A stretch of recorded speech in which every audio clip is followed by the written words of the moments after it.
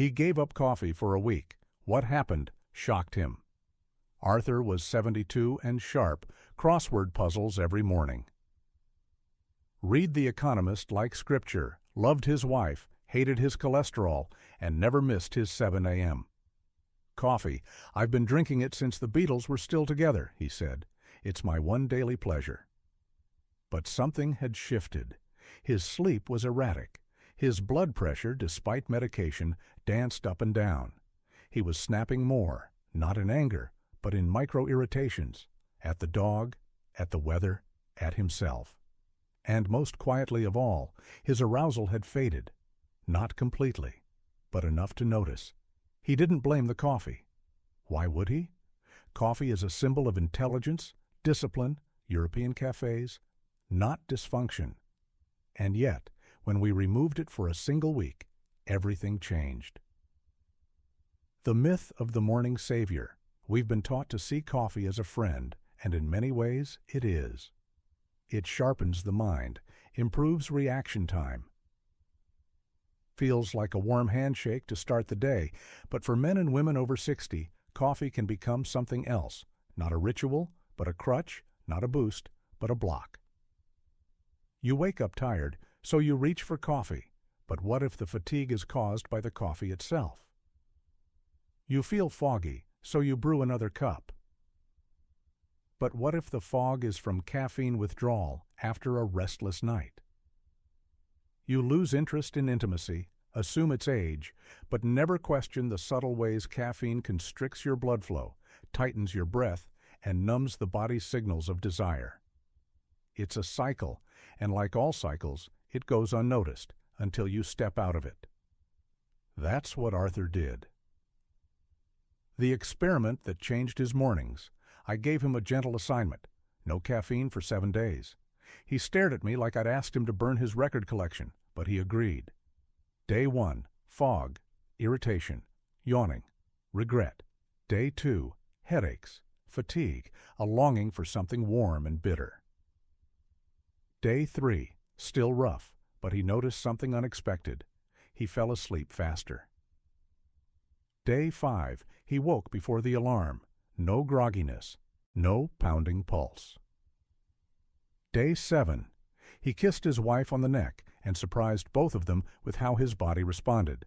Not because he tried, because his system was no longer being yanked between artificial peaks and biological crashes. What coffee does after 60, that it didn't do at 30. In your 30s, your liver metabolizes caffeine quickly. Your arteries are more elastic. Your cortisol rebounds with ease. You can drink a double espresso at 10 p.m. and sleep like a rock. But after 60, things shift. The metabolism of caffeine slows. It lingers in your system. Your sensitivity increases. Small doses have big effects. Cortisol stays elevated longer, keeping you in a subtle state of fight or flight. Blood vessels become less adaptive, and caffeine can constrict them, especially in the brain, heart, and genitals. Yes, genitals. Because erectile function, libido, pelvic blood flow, all of it is vascular. And coffee, depending on timing and dose, can either help or hinder. So, what's the truth, friend or foe? It depends. Caffeine is a tool, but tools can hurt you when misused. One small morning cup? May be helpful. Multiple cups on an empty stomach? Harmful. Drinking to mask poor sleep? Dangerous. Using coffee instead of food, rest, or emotional presence? Damaging. Arthur's story isn't about quitting coffee forever. It's about understanding its role. It's about asking, is this cup helping me feel more alive, or just helping me pretend I'm not tired? And that question is the beginning of wisdom.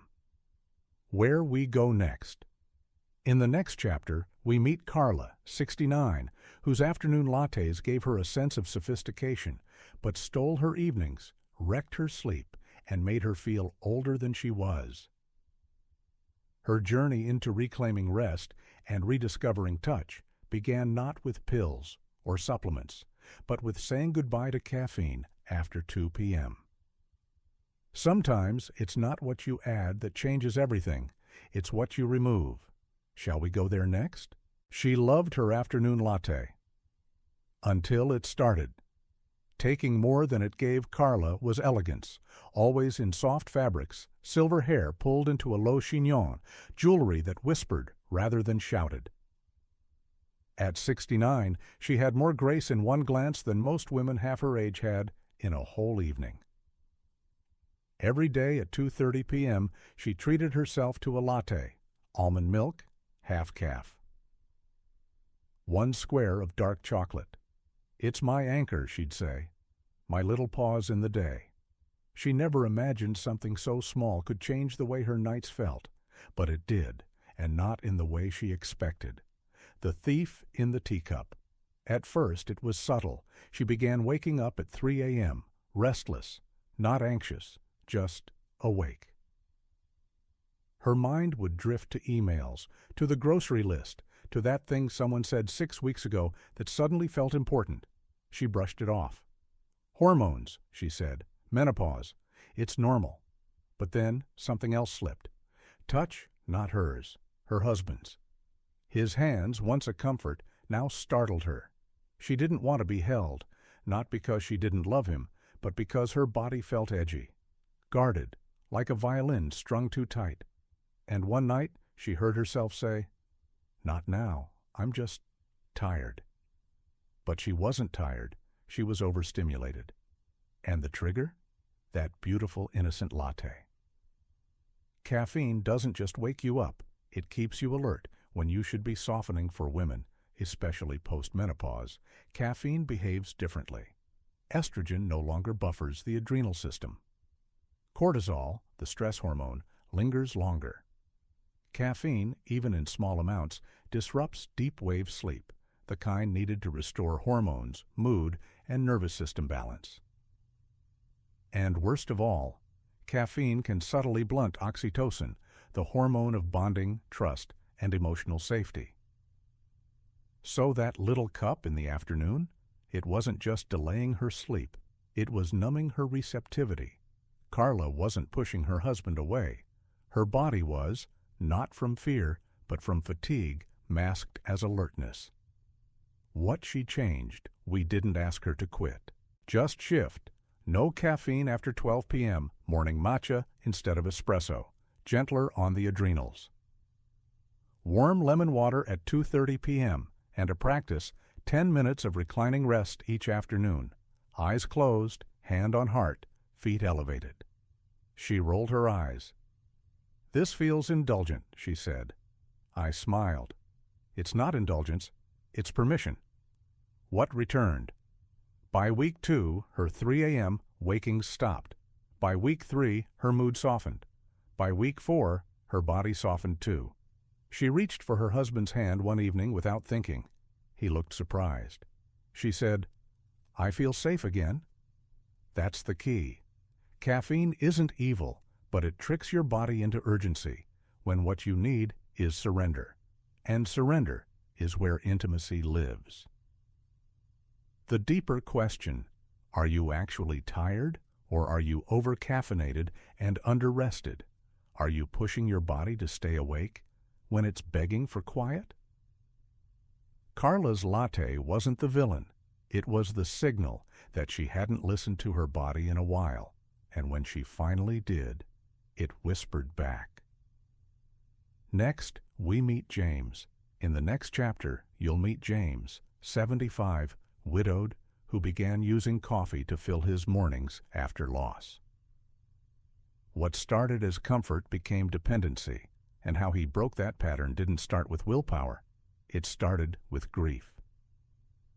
Because sometimes what we call coffee addiction is just loneliness in disguise.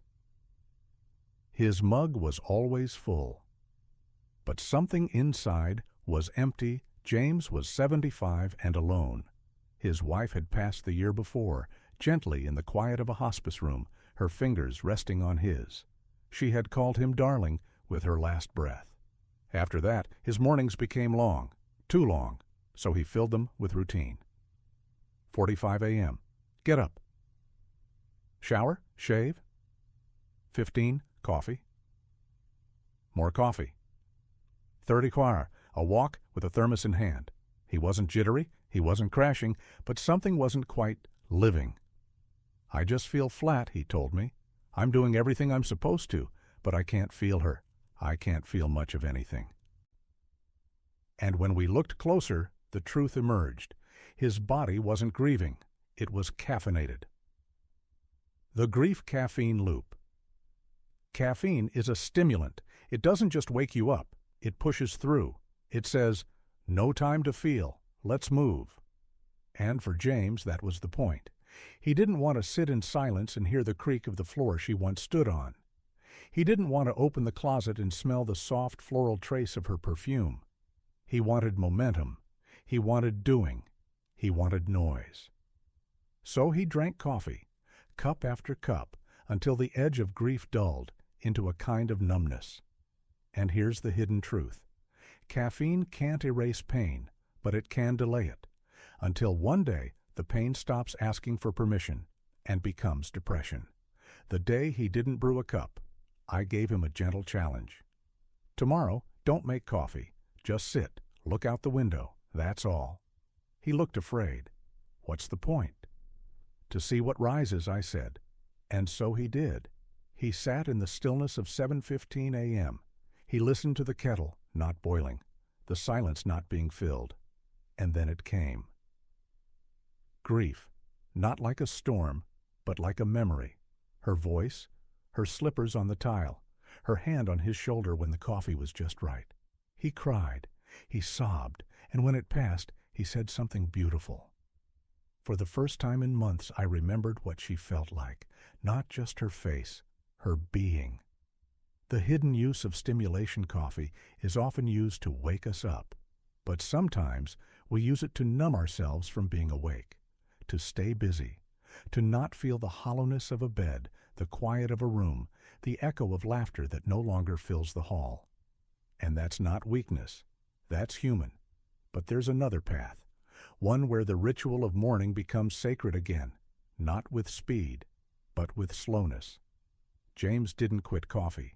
He reclaimed it, 1 cup, at 10 beast a.m., after he had felt the mourning. What returned? A few weeks later, he joined a community writing group. He wrote a poem. He said it wasn't very good, but in it he described pouring a single cup and hearing her voice say, "Still strong, my darling." That's what coffee gave him now, not a distraction, but a moment of presence. A question for, are you drinking coffee to wake up or to keep from feeling? Is your ritual giving you life or covering the places that are still trying to speak? James didn't need to quit caffeine. He needed to hear his grief. And once he did, life slowly returned. Next, we go deeper. In our next chapter, we meet Elizabeth, 67, vibrant and funny, who prided herself on drinking espresso like a Parisian. But her heart, her joints, and her digestion told another story. Because for women, caffeine doesn't just touch the nerves. It touches hormones, bones, and the gut. And when we ignore those signals, they turn into symptoms. She drank espresso like a Parisian, until her body whispered, "Enough." Elizabeth was 67 and luminous. She wore red lipstick like armor and silk scarves like declarations, a retired art teacher, fluent in French, and a self-described espresso romantic. Every morning at 8 a.m., she sat by her window with a demi-tasse cup, an open book, and the soft jazz of Chet Baker playing low. "It's not just coffee," she told me. "It's who I am." And yet, her hands had started to ache, her digestion had grown unpredictable, and her heart, once calm, now sometimes fluttered like a frightened bird. She didn't connect any of it to coffee. Until one morning, her espresso made her dizzy, just enough to feel a little unsafe.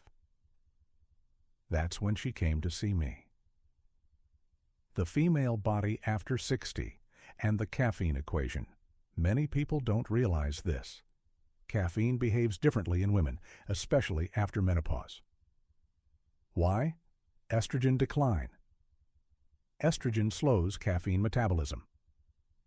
After 60, with less estrogen, caffeine lingers longer in the system. Bone density sensitivity.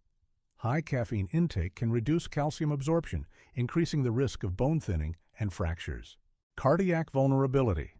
Even small amounts can provoke palpitations in women with changing heart rhythms. Digestive disruption. The aging gut is less tolerant of stimulants, leading to bloating, reflux, or sudden urgency.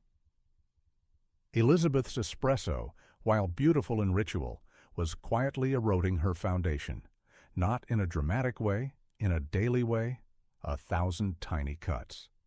The resistance to let go she didn't want to stop. "I'm not one of those people who drinks giant iced coffees all day," she said. "This is art." She wasn't wrong, but her body had changed, and what once felt like sophistication now felt sharp. So I offered a bridge, not a ban. Delay the espresso until after breakfast. Switch from dark roast to medium, lower acidity, gentler on the gut. Alternate days with chicory root coffee, earthy, grounding, caffeine-free. And once a week, no coffee, just lemon water, journaling, and silence. She agreed, reluctantly. But within 10 days, something shifted, the return of peace. Her sleep deepened, the flutter in her chest quieted, her bowels became more predictable. She said this with both pride and surprise. And the biggest shift? Her hands. The ache that once greeted her every morning had dulled, and some days vanished. She hadn't expected that. But inflammation, especially in aging joints, is often aggravated by hidden irritants. And for Elizabeth, caffeine had become one of them. "I didn't realize how hard I was holding myself," she told me. "Now I feel less braced, like I'm not preparing for impact all day." The sacredness of surrender, letting go of a ritual, especially one tied to identity, is no small thing. Elizabeth hadn't just stopped espresso, she had listened to her body, and in doing so found something more refined than sophistication. She found harmony. Because beauty isn't just in the cup, it's in how your body responds when you stop fighting what it's quietly been trying to say. Ask yourself, what parts of your body have been whispering lately? Your heart? Your hands? Your digestion? Your sleep? And are you willing to pause long enough to hear what they're asking for? Elizabeth didn't lose her identity. She updated it, and what she found was not deprivation, but softness. Next, we meet Frank. In our next chapter, we meet Frank, 78, who always drank coffee for energy, but couldn't figure out why he needed a nap by 2 p.m. every day. He thought caffeine was keeping him going, but in truth, it was wearing him down, because sometimes the thing we lean on is the thing draining us most. Shall we meet Frank next? He drank coffee for energy, but felt exhausted by 2 p.m. Every day Frank was 78 and orderly, retired banker, crisp shirts, freshly waxed car. He liked systems, numbers, predictability, and every morning began the same way. 6:30 a.m., first cup, 7:15 a.m., second cup, 8 a.m. Breakfast, usually eggs and toast. 30 a.m., third cup, just to keep the momentum. By 2 p.m., he was on the couch. "I don't get it," he said. "I drink coffee all morning, but I feel like someone pulled the plug out of my back by lunch." He assumed it was age, or blood sugar, or maybe just retirement catching up with him. But when we looked closer, we saw something else. Frank wasn't tired. He was crashing. The caffeine roller coaster. Here's what was happening, quietly, predictably, and invisibly. Cup 1, cortisol spikes, adrenaline rises. He feels alert. Cup 2, more stimulation, his heart rate subtly increases, blood pressure nudges up. Cup 3, his system begins to rebel, the nervous system starts shifting toward burnout. By early afternoon, his blood sugar dips, cortisol drops, and he feels drained. The very thing that gave him energy was costing him more than it returned, because caffeine is not energy. It's borrowed energy, and what's borrowed must be repaid, often with interest. What Frank didn't know, caffeine triggers the release of cortisol, your body's primary stress hormone. In short bursts, this can help. But when dosed repeatedly, especially without rest, food, or hydration, your adrenal glands begin to whisper, "I can't keep doing this." And eventually, they don't.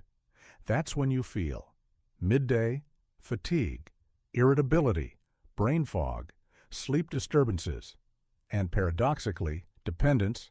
On more coffee, Frank wasn't addicted to caffeine. He was addicted to the illusion of energy.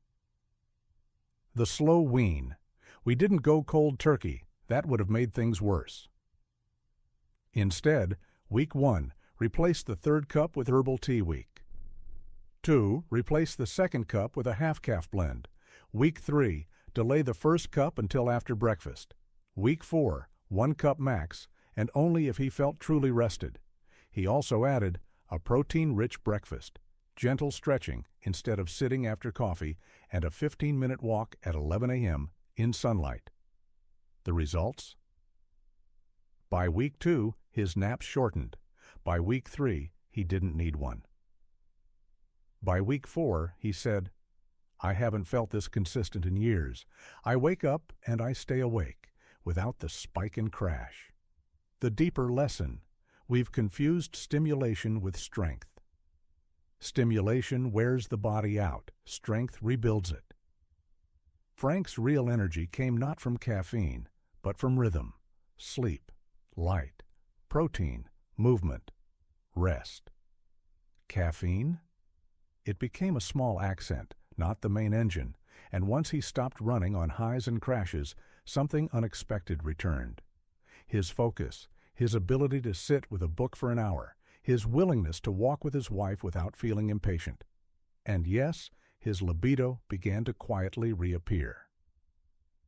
Because energy is not loud, it's steady. A moment for reflection. Are you confusing alertness with aliveness? Is your energy authentic or borrowed? Frank didn't lose anything by drinking less coffee. He found what was buried beneath it: his real stamina, his real rhythm, his real self. Next, we meet Lorraine. In the next chapter, we meet Lorraine, 70, vibrant and social, who discovered that her late morning coffee was the hidden cause of her anxiety. Not panic, not drama, just a low, constant buzz of unease. And when she took it out, her confidence, clarity, and calmness returned in ways she never expected. Because sometimes the edge you feel is just the cup you forgot to question. Her mind was always buzzing, but it wasn't anxiety. It was her coffee. Lorraine was 70 and magnetic, the kind of woman who made eye contact when she asked how you were, and actually waited for the answer. She ran a book club, volunteered at the museum, and still danced when her favorite Motown records came on. But beneath that vibrant surface was a hum, not a sound, a sensation. "I always feel like I'm bracing for something," she said, "like a light static under my skin." She wasn't panicked, she wasn't depressed, but peace, that deep exhale kind of peace, never seemed to arrive. She figured it was just the way life was. But then one day she skipped her coffee, and by noon she felt still. Not all anxiety is emotional. This is what most people, especially women, never hear. That tightness in your chest, that racing mind, that feeling of being slightly off-center. It's not always trauma or stress or hormones. Sometimes it's caffeine, especially in women over 60. Why? Nervous system. Sensitivity. As estrogen declines, the body becomes more reactive to stimulants.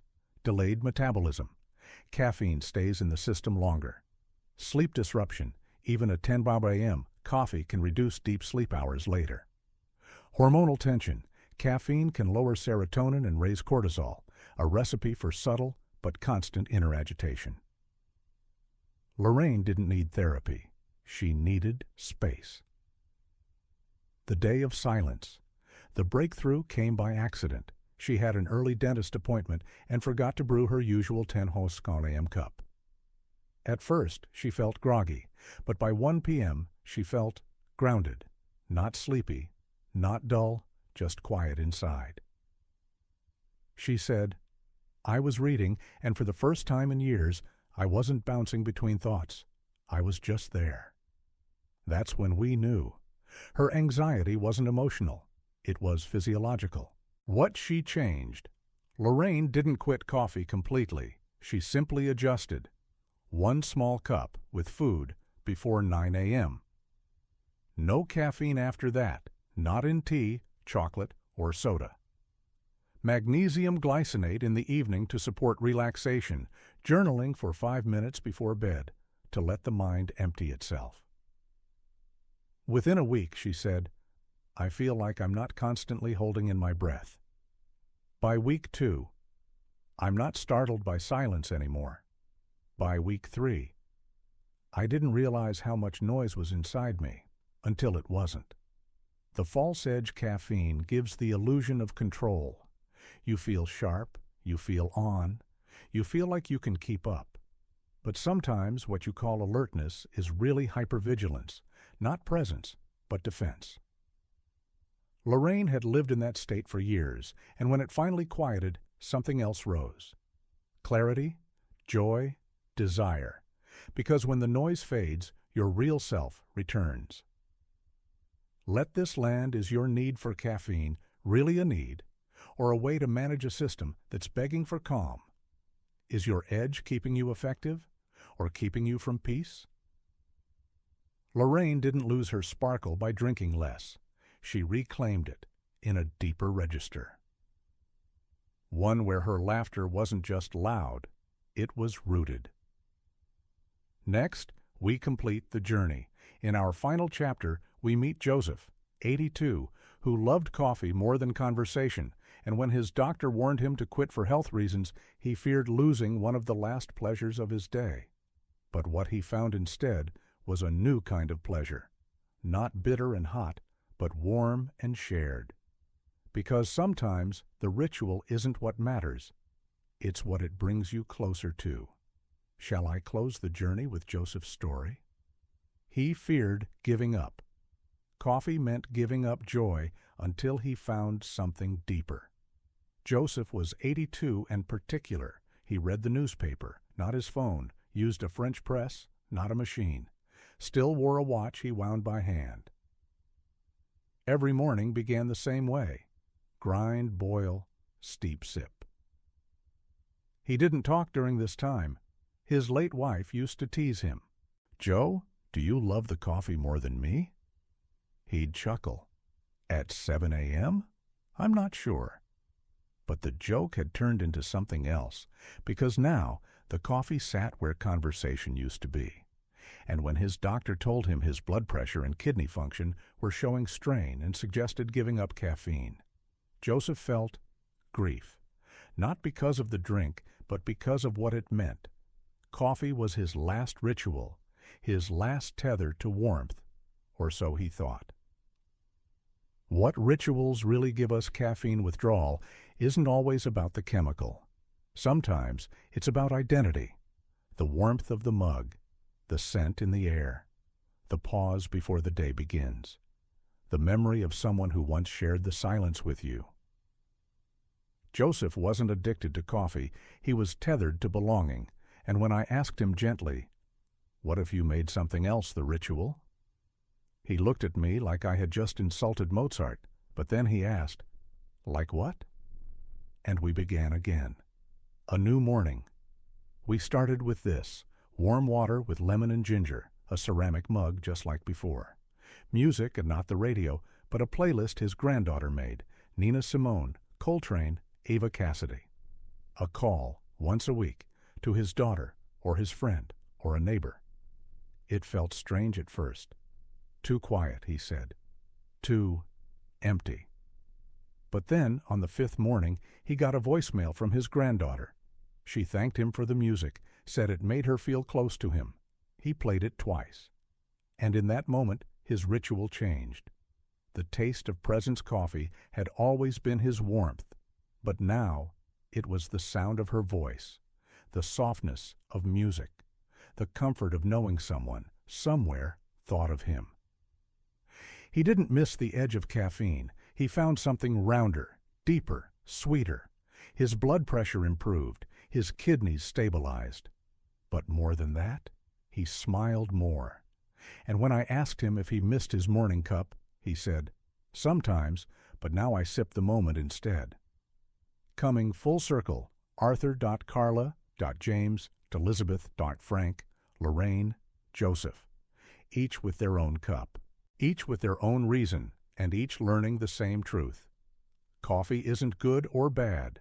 It's a signal, a doorway, a companion, sometimes comforting, sometimes misleading, but always worth examining, especially after 60, because your body is wiser now, more sensitive, more subtle. And when you listen, truly listen, it tells you exactly what it needs. Less caffeine, more presence, more rest, more touch, more life. A final word from me. If this journey spoke to you in any way, I want to thank you for staying, for caring enough about your health, your body, and your rituals to reflect with me. You're not too old to change. You're not too far gone to feel good again. And you're absolutely still worthy of small pleasures, just maybe new ones. Please consider liking, commenting, and subscribing. Not for the numbers, but so I know you're out there. Listening, feeling, growing. Until next time, with warmth and respect, Dr.